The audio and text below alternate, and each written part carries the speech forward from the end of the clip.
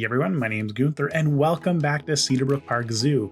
Now in today's episode, we are breaking ground on our Australian section, and I figured what better way to start than with the dingo. Now I'm not going to take all the credit for that. The dingo was voted by our community, so I figured this would be the beginning of a new Australian section. And I know what you're going to say, Gunther, we just finished our oceanic section. You're right, but the dingo is just so awesome. And you know what? We've never built for the dingo before, but we have built for a very similar animal. And actually, in this case, they're considered a subspecies of the gray wolf. And we've built some habitats for the timber wolf. So why not? It kind of just goes hand in hand. Now, our first thing that I really wanted to build was this viewing station. And part of this actually is driven by the fact that we had to move our food court. So in a previous episode, we had built a food court. Our zoo needed some food items. And it made sense. So we built these really cool food kiosks and then placed them down. But the downside was we put them on the main thoroughway, and this actually caused some congestion, not ideal. So I ended up moving it into this open space that we had, and I tacked on this viewing station that you saw me put together. The idea behind it being that you could go grab a bite to eat, either go sit down and look into the viewing station, or you could actually go up to the glass and have a more closer encounter with them. Now, we are dealing with a new section of our zoo, specifically our Australian section. I don't have a name for it, so hey, if you have a name, let me know, share it. I'm all open for these ideas. But I felt that it meant that we needed to use some new Australian pieces to make a new type of guest barrier that's going to kind of show that you're in a whole different section of our zoo. So if you were to leave the oceanic section, come to the Australian section, without even knowing that you've left that area, you're going to realize that you're in a new subsection of the zoo. Now, there's a few ways for you to build a new fence. A lot of the times you use a lot of unique pieces and things like that, but I stumbled across the actual fence piece from the Australian DLC pack, and then I just utilized that as the base, which is kind of weird. Added on some Australian wood pieces at the very bottom to act as a curb, and then called it a day with some conservation pieces. And quite happy with it after you kind of colored up. Now you saw that I kind of placed them all in a straight line, and we know straight lines don't really work, so I wanted to break it up, and I had this cool idea to put these rock pillars.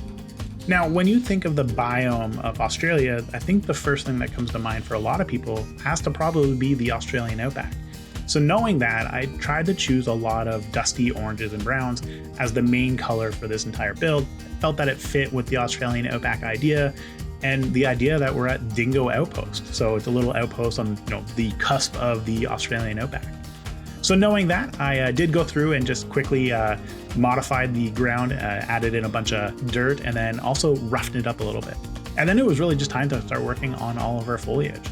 So for this particular build, I wanted to have a few foliage central pieces, and you're gonna see them kind of come together, but at first it was really just a lot of tree placements. Now, I know I mentioned that I wanted to kind of emulate the Australian outback, and now we're placing a bunch of trees, and there's a reason for that. Nobody wants to look at an exhibit that is just a giant empty space like the outback, with just some brush and stuff like that. So I decided to kind of emulate a oasis, if you will. And I know we're not an oasis zoo, so it's kind of a unique design. Now, speaking of Oasis Zoo, in our last episode, we actually went back to Ottawa Zoo and rebuilt our beaver habitat. So for those who don't know, our beaver habitat was one of our last habitats that we built in Ottawa Zoo before we moved on. Part of the idea of moving on was I felt that I'd built myself into a corner where I wasn't able to really plan how to get more exhibits or habitats and put them out there. So I was really struggling with that, and then I moved on to Oasis Zoo, learned some more techniques, and then moved on to Cedarbrook Park Zoo.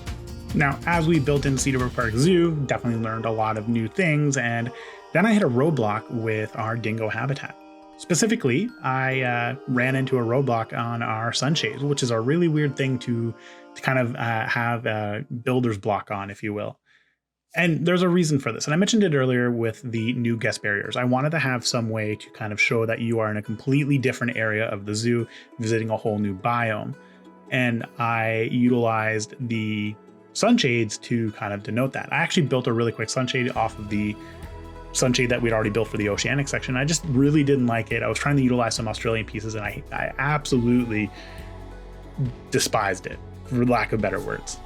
So funny enough, I actually took a break and I went and played in Ottawa Zoo and had this huge stroke of inspiration for our beaver habitat, which led to that episode for Ottawa Zoo. And I think that's a great way to kind of take a break, take a step back, and still enjoy playing Planet Zoo. So I decided to go back to Ottawa Zoo, take a look at some of our first edition habitats, which are really rough.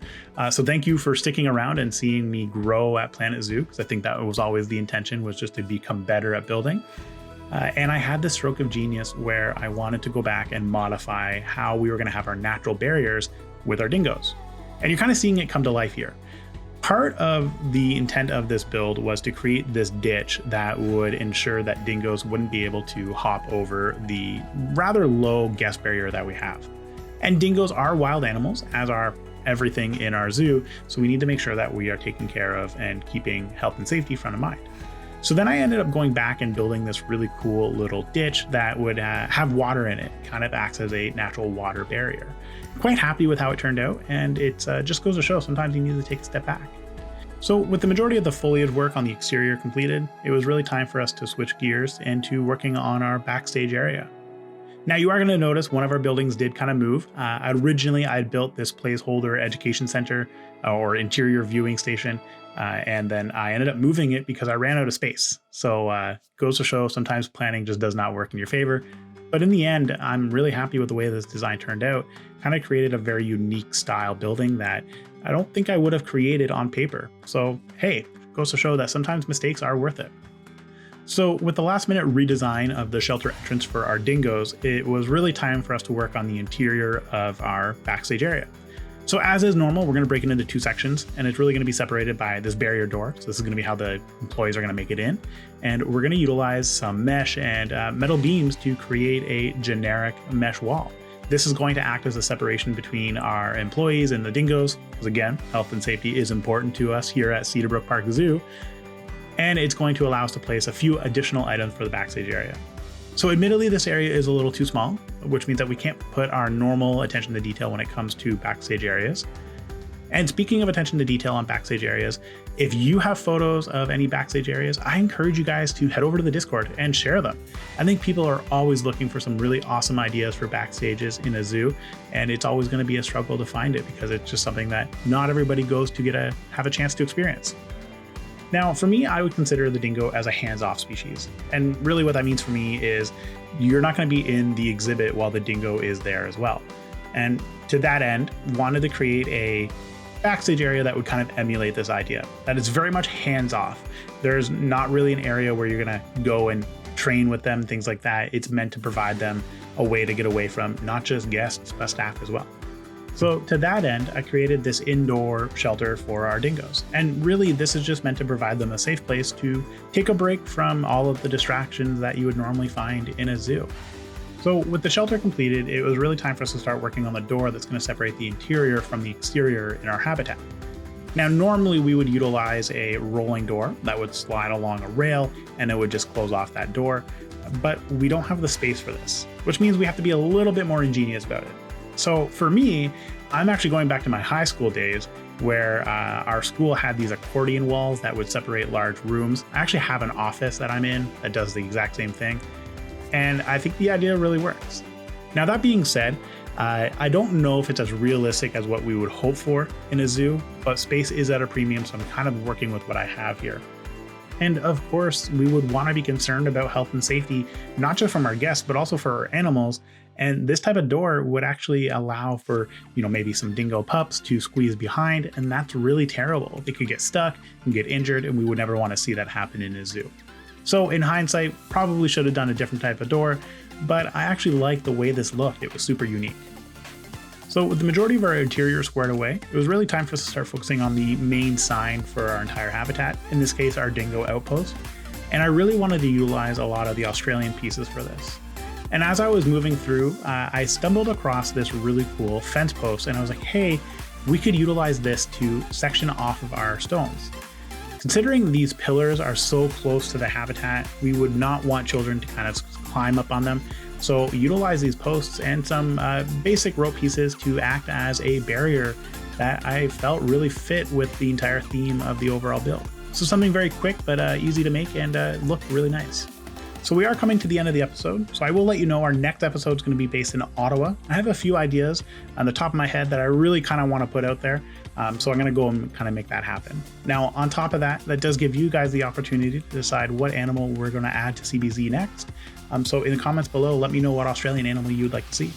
Now, there are a few blueprints that I utilize from the workshop, so I've left the links in the description below, so I do encourage you guys to all check them out, take a look, and support those creators because they made some pretty amazing things.